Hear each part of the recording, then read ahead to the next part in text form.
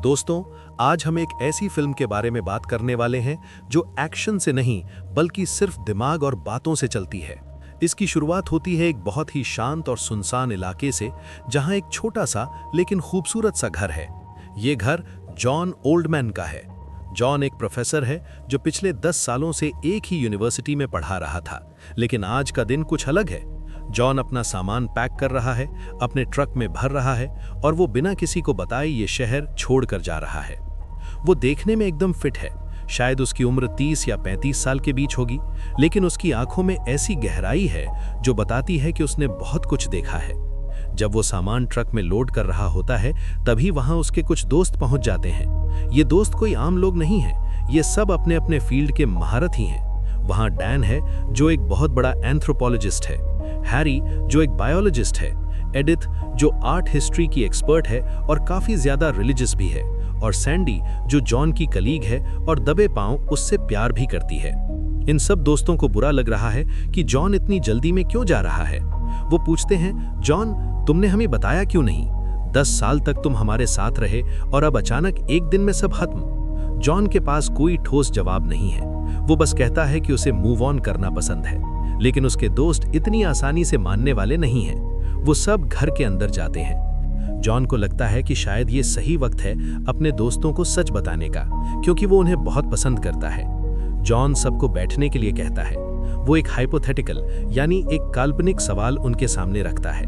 वो कहता है, दोस्तों सोचो अगर कोई इंसान अपर पैलियोलिथिक जमाने से यानी लगभग 14,000 साल पहले से आज तक जिंदा हो तो उसकी जिंदगी कैसी होगी। पहले तो सबको लगता है कि जॉन एक कहानी सुना रहा है या शायद कोई नई स्क्रिप्ट पर काम कर रहा है।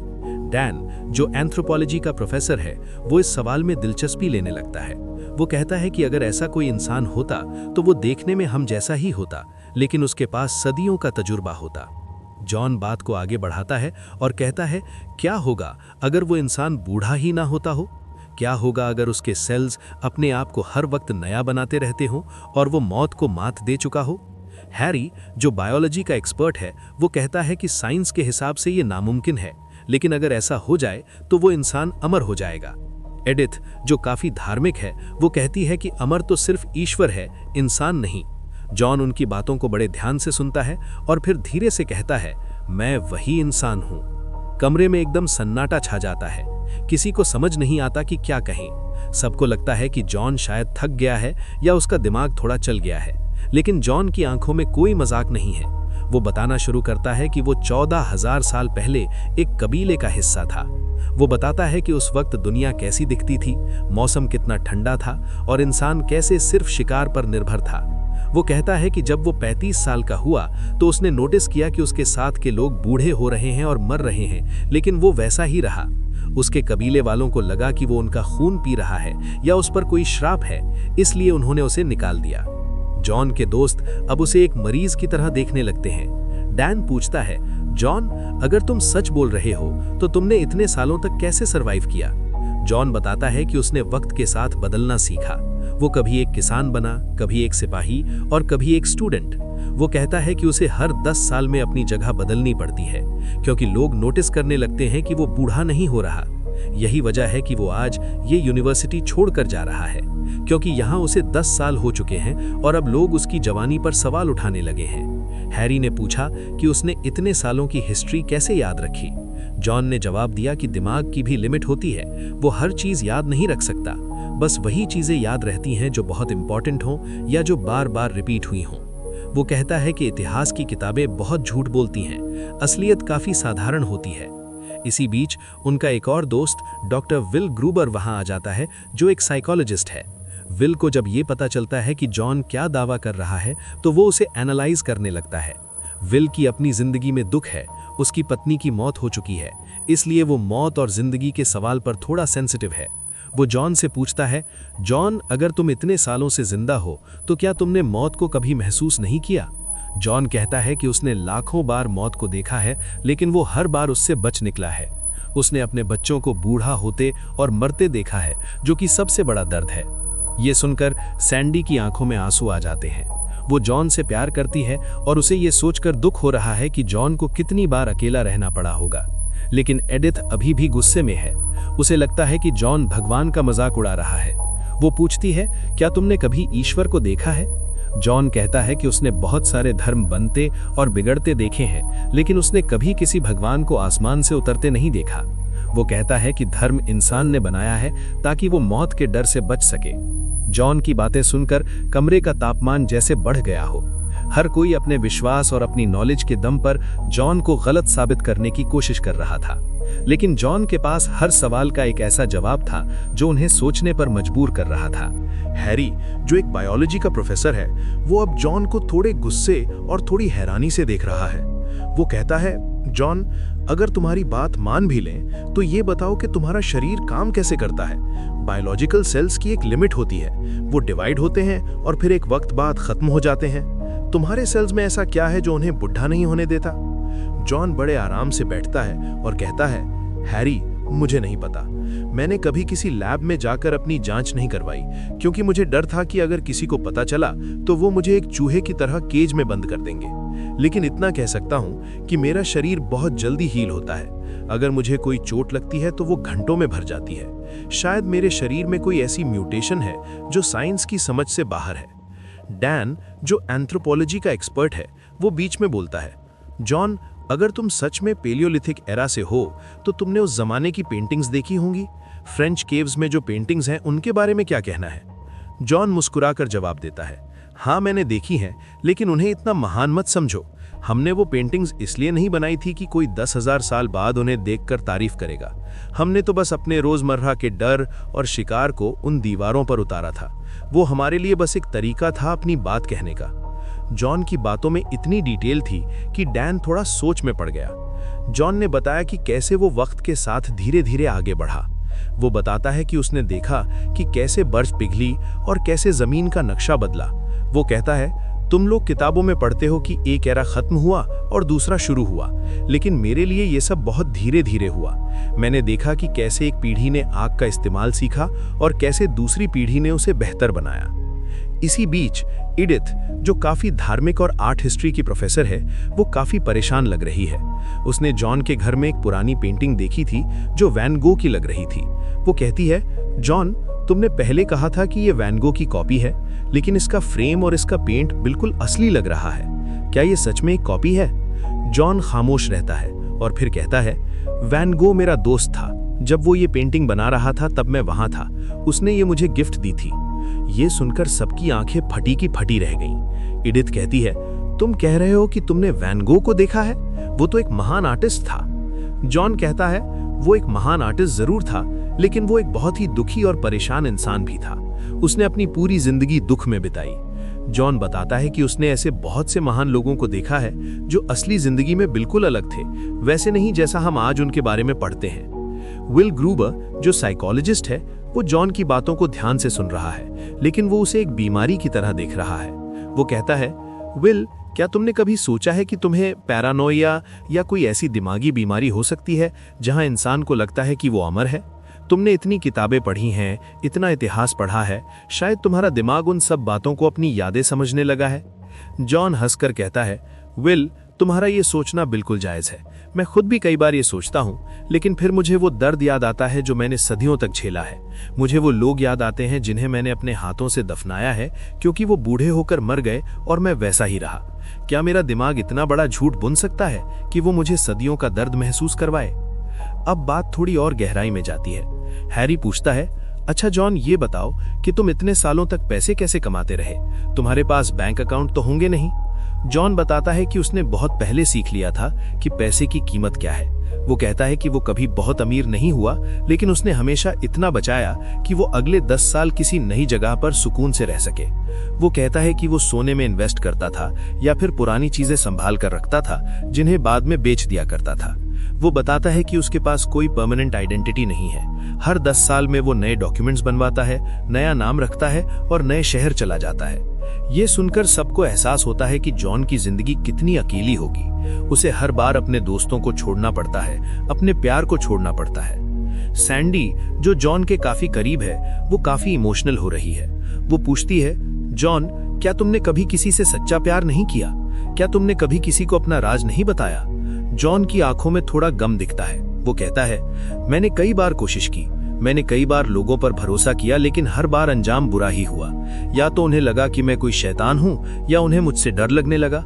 इमेजिन करो एक ऐसी औरत को जो अपने पति से प्यार करती है, लेकिन वो देखती है कि वो खुद बूढ़ी हो रही है और उसका पति बिल्कुल वैसा ही है जैसा वो 20 साल पहले था। ये डर किसी भी रिश्ते को खत्म कर देता है। जॉन कहता है कि इसलिए अब उसने तय कर लिया है कि वो किसी से बिल नहीं लगाएगा, लेकिन सैंडी की तरफ देखकर वो रुक जाता है। जॉन बताता है कि वो इंडिया गया था लगभग 2000 साल पहले। उसने बताया कि उस वक्त इंडिया में एक बहुत बड़ा बदलाव आ रहा था। वो कहता है, मैं वहां एक ऐसे इंसान से मिला जिसने मेरी जिंदगी बदल दी। लोग उन्हें बुद्धा कहते हैं। ये सुनकर सबके कान खड़े हो गए। जॉन कहता है कि बुद्धा ने उसे सिखाया कि मौत से डरना क्यों नहीं चाहिए और कैसे हर पल को जीना चाहिए। जॉन बताता है कि उसने वहां से जो सीखा वो उसे लेकर वापस यूरोप गया। वो चाहता था कि लोग मौत और डर की जिंदगी से बाहर निकले। वो चाहता था कि लोग एक दूसरे से प्यार करें। लेकिन जब वो ये सब बातें यूरोप में लोगों को बताने लगा तो लोगों ने उसे गलत समझ लिया। एडिथ, जो बहुत ज्यादा रिलीजियस है, वो थोड़ा नर्वस लग रही है। उसे लगता है कि जॉन किसी ऐसी चीज की तरफ इशारा कर रहा है जो उसके विश्वास को हिला सकती है। जॉन कहता है, मैंने लोगों को वही सिखाया जो मैंने बुद्धा से सीखा था। मैंने कहा कि भगवान हमारे अंदर है, हमें किसी मंदिर या किरदार की जरूरत नहीं है। लेकिन उस जमाने के लोगों को एक चमत्कार चाहिए था। उन्हें एक ऐसा नेता चाहिए था जो उन्हें मौत के बाद की जिंदगी का सपना दिखा सके। एडिथ कांपती हुई आवाज में पूछती है, जॉन, तुम कहना क्या चाहते हो? क्या तुम ये कह रहे हो कि तुमने उस वक्त के लोगों को सीखती थी? जॉन शांति से जवाब देता है, हाँ, और उन्होंने मुझे जीसस का नाम दे दिया। ये सुनते ही पूरे कमरे में जैसे मौत का सन्नाटा छा गया। एडिथ गुस्से में खड़ी हो गई और रोने लगी। हैरी और डैन को लगा कि अब जॉन बहुत आगे निकल गया है। किसी की आस्था पर चोट पहुंचाना उन्हें पसंद नहीं आया। विल ने जॉन को एक आखिरी बार समझाया, विल, रुक जाओ, ये मजाक अब खतरनाक होता जा रहा है। तुम किसी के धर्म का मजाक नहीं उड़ा सकते। लेकिन जॉन बिल्कुल शांत था। उसने कहा, मैंने कभी नहीं कहा कि मैं भगवान का बेटा हूं। मैंने कभी नहीं कहा कि मैंने कोई चमत्कार किया है। वो तो लोगों ने अपनी जरूरत के हिसाब से कहानियां बना ली। जॉन बताता है कि सूली पर चढ़ने वाला किस्सा भी काफी अलग था। वो कहता है कि उसने अपने शरीर पर काबू पाना सीखा था, इसलिए वो उस दर्द को झेल गया और लोगों को लगा कि वो मरकर दोबारा जिंदा हो गया। अब कमरे का माहौल पूरी तरह बदल चुका था। जॉन ने जो कहा था वो किसी के लिए भी हजम करना नामुमकिन था। ईडिथ, जो एक सच्ची क्रिश्चियन थी, उसके लिए ये किसी पाप से कम नहीं था कि कोई उसके सामने खड़े होकर ये कहे कि वही जीसस है। वो रोने लगी। उसकी आत्मा जैसे कांप रही थी। वो बार बार जॉन से कह रही थी कि वो रुक जाए, कि वो और झूठ ना बोले। लेकिन जॉन की आंखों में कोई गर्व नहीं था, ना ही वो खुद को भगवान साबित करना चाहता था। उसने बहुत ही धीमी और दर्द भरी आवाज में कहा, ईडिथ, मैंने वही सिखाया जो मैंने इंडिया में बुद्धा से सीखा था। मैंने लोगों को बताया कि प्रेम ही सब कुछ है, कि इंसान को अपने अंदर की बुराई को खत्म करना चाहिए।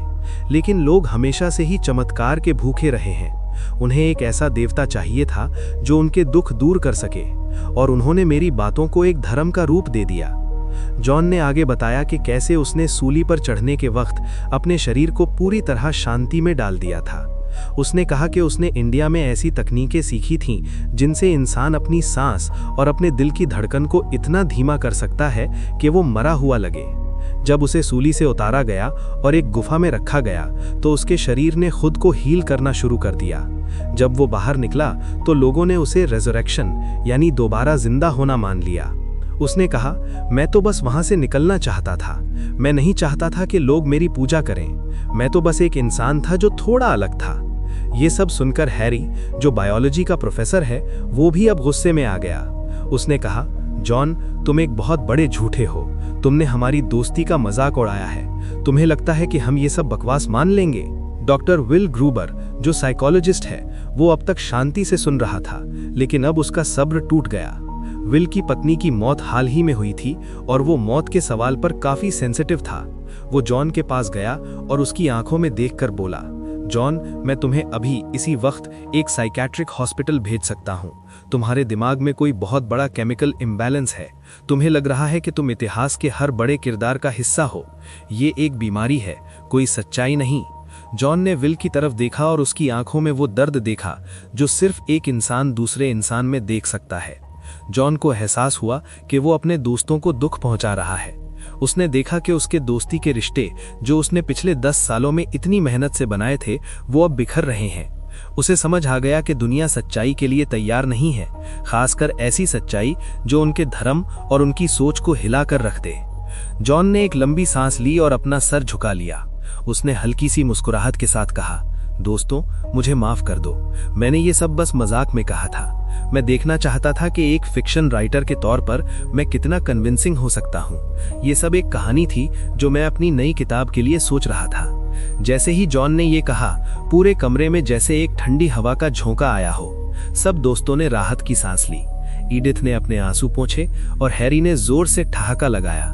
हैरी ने कहा, साले जॉन, तूने तो हमें डरा ही दिया था। कसम से तू इतना अच्छा एक्टर है कि हमें लगा तू पागल हो गया है। डैन ने भी हंसकर कहा कि ये एक बेहतरीन स्क्रिप्ट बन सकती है और उसे इसे जरूर लिखना चाहिए। सब दोस्तों का गुस्सा पल भर में गायब हो गया क्योंकि उन्हें लगा कि उनका पुराना दोस्त वापस आ गया है। एक एक करके सब दोस्त अपना सामान उठाने लगे और जॉन को फेयरवेल कहने लगे। हैरी ने जॉन को गले लगाया और कहा कि वो उसकी नई किताब का इंतजार करेगा। ईडिथ ने भी उसे माफ कर दिया और कहा कि उसे ऐसे मजाक नहीं करने चाहिए। सब लोग बाहर निकलने लगे, सिर्फ सैंडी और डॉक्टर विल वहां रुके रहे। सैंडी, जो जॉन को बहुत गहरी तरह से जानती थी, वो अभी भी थोड़ी खामोश थी। उसे शायद अभी भी लग रहा था कि जॉन ने मजाक सिर्फ दोस्तों को शांत करने के लिए किया है। विल भी जॉन के पास खड़ा था। वो थोड़ा शर्मिंदा था कि उसने जॉन को साइकेट्रिक हॉस्पिटल भेजने की धमकी दी थी। विल ने जॉन से कहा, जॉन, मैं थोड़ा ज्यादा रिएक्ट कर गया था। मेरी पत्नी की मौत ने मुझे थोड़ा चिड़चिड़ा बना दिया है। जॉन ने विल के कंधे पर हाथ रखा और कहा, मैं समझता हूँ विल, कोई बात नहीं। सब दोस्त अपनी गाड़ियों में बैठकर जा चुके थे। विल ने पूछा, जॉन, तुमने वो इतनी पुरानी डिटेल्स कैसे बताईं? जॉन ने मुड़कर विल की तरफ देखा। उसकी आंखें अब और भी गहरी लग रही थीं। जॉन ने एक पुराना नाम लिया जो विल ने बचपन में सुना था। जॉन ने कहा, विल, क्या तुम्हें याद है टी का नाम? तुम्हारे पिता तुम्हें इस नाम से बुलाते थे ना? विल का रंग उड़ गया। उसने कांपती हुई आवाज में पूछा, तुम्हें ये कैसे पता? मेरे पिता को मरे हुए बरसों हो गए हैं और ये नाम सिर्फ उन्हें और मेरी माँ को पता था। जॉन ने एक गहरी सांस ली और कहा, विल, मैं तुम्हारे पिता का बहुत अच्छा दोस्त था। उसे याद आया कि उसके पिता एक ऐसे दोस्त का जिक्र करते थे जो कभी बूढ़ा नहीं होता था और जिसे लोग एक करिश्माई इंसान मानते थे। विल को समझ आ गया कि जॉन मजाक नहीं कर रहा था। वो वाकई वही 14,000 साल पुराना इंसान था जिसे मौत नहीं आती। ये शौक विल के लिए इतना बड़ा था कि वो झेल नहीं पाया। उसका दिल पहले से ही कमजोर था और इतनी बड़ी सच्चाई का बोझ उसने पहले कभी महसूस नहीं किया था। विल का हाथ उसके सीने पर गया और वो वहीं ढेर हो गया। जॉन, जो सदियों से मौत को देख रहा था, आज फिर एक बार एक अपने को खोने के दुख में डूब गया। जॉन की आंखों में आंसू थे, लेकिन वो आंसू सिर्फ विल के लिए नहीं थे, बल्कि उस कभी न खत्म होने वाले अकेलेपन के लिए थे जो अब उसके साथ रहेगा। जॉन ने ट्रक को रास्ते पर डाला और अंधेरी रात में निकल गया, एक नए शहर की तरफ, एक नई पहचान की तरफ और एक नए 10 साल की तरफ।